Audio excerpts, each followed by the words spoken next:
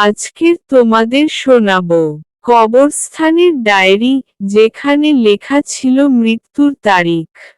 তোমরা কি কখনো এমন কিছু পেয়েছো যেটা পেলে বিশ্বাস করতে ইচ্ছা করে না?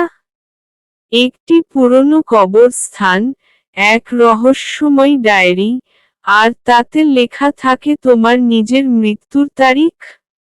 এই গল্পটা ঠিক সেরকম ভয়ঙ্কর, অথচ বাস্তবের মতোই স্পষ্ট।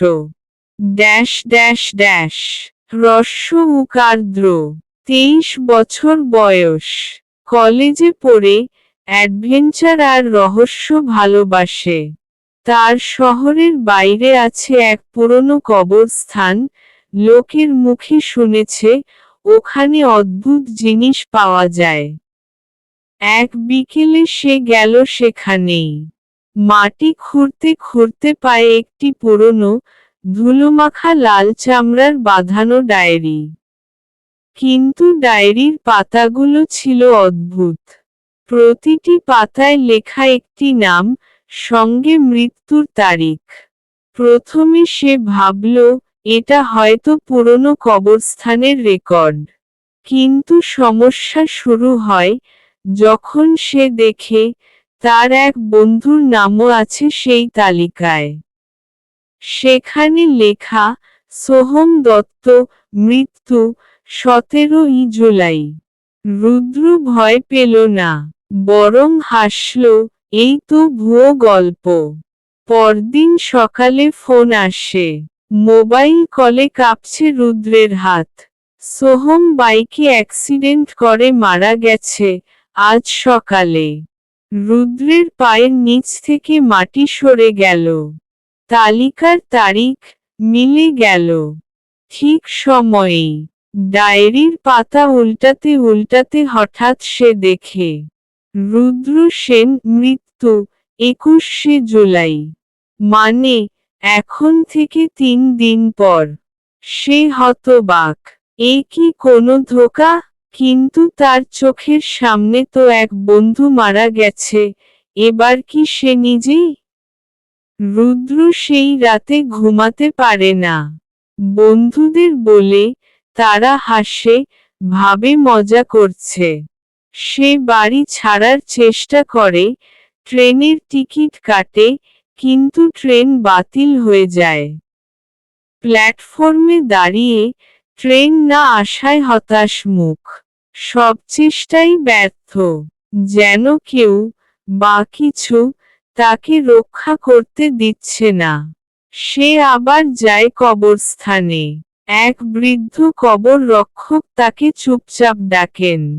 বৃদ্ধ, তুই ডায়েরিটা নিয়েছিস, জানিস এটা কি? এটা মৃত্যুর ফর্দ। প্রতিটি নাম, প্রতিটি তারিখ ঠিক ঠিক ঘটে।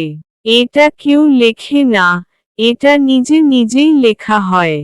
এটা যে পড়ে, তার নামও লেখা হয়ে যায়, সময় গণনা শুরু হয়। রুদ্র জিজ্ঞেস করল, বাঁচার কোনো উপায় নেই? বৃদ্ধ, একটাই উপায়, যদি কারো নাম মুছে ফেলতে পারিস, তবে তার মৃত্যু বন্ধ হতে পারে। কিন্তু সেটার একটা মূল্য আছে। রুদ্র জানতে চায়, কি মূল্য? বৃদ্ধ ধীরে, তোর জায়গায় অন্য কাউকে লিখতে হবে, কারো মৃত্যু দিয়ে তুই বাঁচবি? রুদ্র দ্বিধায় পড়ে, সে কি নিজের প্রাণ বাঁচাবে, নাকি নিয়তির সামনে মাথা নোয়াবে? রুদ্র ডায়েরির শেষ পাতায় কলম হাতে। শেষমেশ, সে নিজের নামের ওপর কালি দিয়ে কাটে। তার নিচে লিখে, অমিত সেন, মৃত্যু 21শে জুলাই। অমিত, তার অফিসের বস, যাকে সে সহ্য করতে পারে না। পরদিন সকাল, খবর আসে। অমিত সেন হৃদরোগে আক্রান্ত হয়ে মারা গেছেন আজ ভোরে। রুদ্র রক্ষা পায়। 1 বছর পর, রুদ্রের ডেস্কে আসে একটি পার্সেল। তাতে আবার সেই লাল চামড়ার ডায়েরি। রুদ্র কাপা হাতে খুলছে পার্সেল।